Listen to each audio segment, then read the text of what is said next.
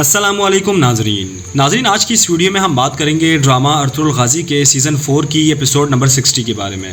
उम्मीद करता हूँ आप दोस्तों को आज का एपिसोड ज़रूर पसंद आएगा।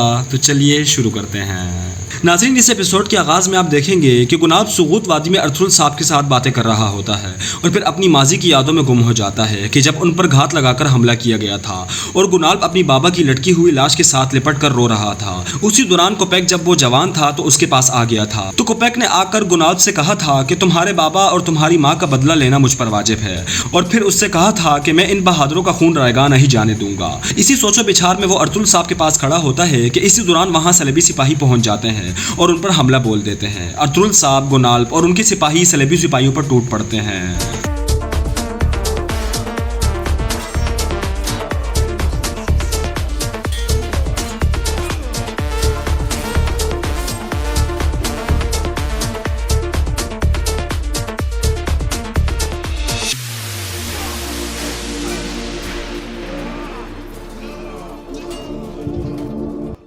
इधर कारवां सराय में एक सिपाही आकर कोपेक को कहता है कि बाहर तमाम हिफाजती इकदाम कर दिए गए हैं। तो कोपेक कहता है कि मुझे हैरानगी है कि उस गवर्नर को किस चीज़ ने रोका हुआ है जो अभी तक नहीं आया। कि इतने में सिपाही अहमद को अंदर ले आते हैं, जिसे देखकर कोपेक दंग रह जाता है।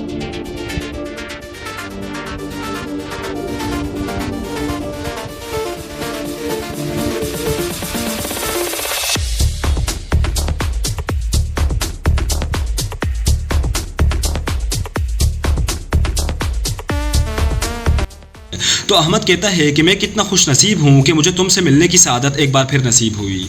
तो कोपेक झट से अपनी तलवार उसकी गर्दन पर रख देता है और कहता है कि तुम यहाँ क्या कर रहे हो। तो अहमद कहता है कि क्रेतियुस ने मुझे यहाँ अपना एलची बनाकर भेजा है। तो कोपेक उससे कहता है कि क्रेतियुस तुम पर कैसे भरोसा कर सकता है। तो अहमद कहता है कि मैंने ही उसकी जान बचाई है, वरना अर्तुगरुल तो उसे मारने के लिए कबीले लेकर जा रहा था। मैंने रास्ते में उसकी जान बचाई। इधर गवर्नर क्रेतियुस अपने सिपाहियों के साथ सामने आ जाता है, जिन्हें देखकर बामसी और बाकी सिपाही भी उन पर हमला बोल देते हैं। और फिर इसी के साथ ही अर्तुगरुल साहब के छुपे हुए सिपाही भी मैदान में आ जाते हैं। एक जंगी माहौल बन जाता है।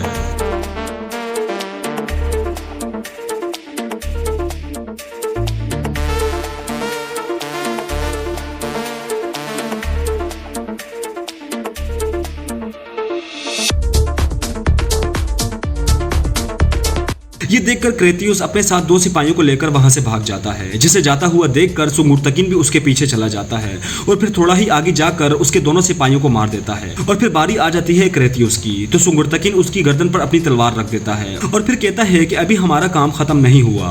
और इधर सराय में अहमद कोपेक से कहता है कि देखो मेरी बात गौर से सुनो। अर्तुगरुल अपने कबीले को लेकर सुगूत वादी में नकल मकानी करने वाला है। क्रेतियुस उसको जाल में फंसाने की तैयारी में है और क्रेतियुस ने मुझे सुगूत के मुतालिक दस्तखत करने के लिए भेजा है। हम मिलकर अर्तुगरुल से छुटकारा पा सकते हैं। तो कोपेक कहता है कि अर्तुगरुल को छोड़ो, तुमने मुझे रियासत की अहम शख्सियत के सामने बदनाम किया। तो अहमद कहता है कि क्रेतियुस अर्तुगरुल पर हमला करने वाला है, मगर वो इसमें कामयाब नहीं हो सकता। मैंने अर्तुगरुल की वजह से सब कुछ खो दिया है, अब हमें एक दूसरे से ताउन करना होगा। तो कोपेक कहता है कि शायद तुम्हें सुल्तान अलाउद्दीन ने माफ कर दिया था, लेकिन कोपेक तुम्हें कभी माफ नहीं करेगा। अब तुम्हें वो मिलेगा जिसके तुम हकदार हो। फिर वो अहमद की गर्दन पर अपनी तलवार रखकर उसे मारने ही वाला होता है कि इसी दौरान एक सिपाही जख्मी हालत में अंदर दाखिल होकर गिर जाता है। सब उसे देखकर हैरान रह जाते हैं। और इधर सुगूत वादी में सुंगुर्तकिन क्रेतियुस को लाकर अर्तुगरुल साहब के सामने खड़ा कर देता है। तो अर्तुगरुल साहब दुमरुल को कहते हैं कि हमारे जो सिपाही जख्मी हो गए हैं उन्हें फौरन कबीले लेकर जाओ। और फिर वो क्रेतियुस को कहते हैं कि मैं जानता था कि तुम मुझसे बदला लेना चाहते हो। तो क्रेतियुस कहता है कि आज तो तुम मुझे कैद कर लोगे, लेकिन मेरे पीछे आने वाले तुमसे इसका इंतकाम लेंगे।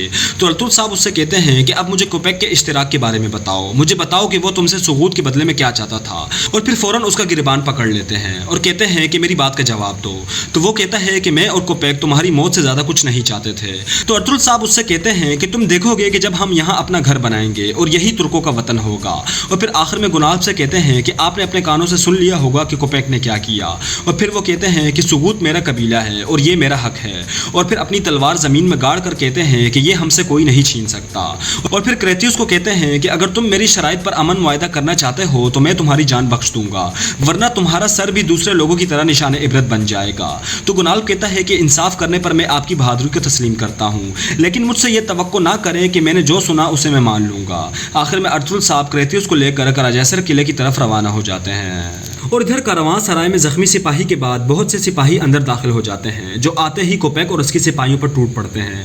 احمد بھی اپنی تلوار لے کر کوپیک اور اس کے سپاہیوں کا دفاع کرتے ہوئے ان کو مارنا شروع کر دیتا ہے۔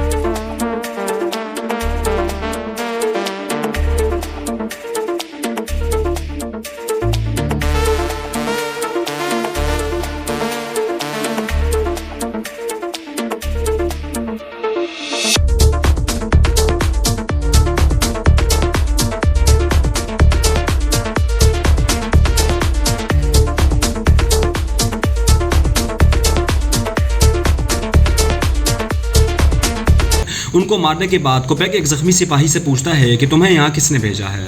اور ادھر کونیا کے محل میں سلطان خط پڑھنے میں لگے ہوتے ہیں۔ اسی دوران ان سے ماہپری خاتون ملنے آ جاتی ہے اور آتے ہی کہتی ہے کہ آپ مجھ سے ملنا چاہتے تھے۔ تو سلطان کہتے ہیں کہ آپ کا شکریہ، میں کوپیک کے ہاتھوں کا کھلونا بن گیا ہوں۔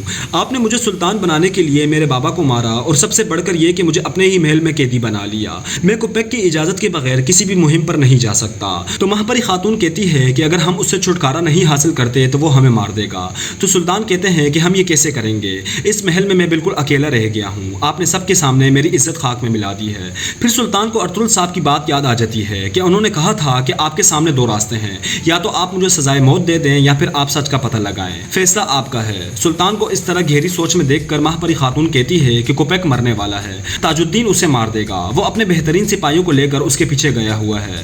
تو سلطان پوچھتے ہیں کہ اگر وہ ناکام ہو گیا تو پھر کیا ہوگا؟ تو ماہپری خاتون کہتی ہے کہ پھر میں تسلیم کر لوں گی کہ میں نے تمہیں بھیڑیوں کے آگے پھینک دیا ہے۔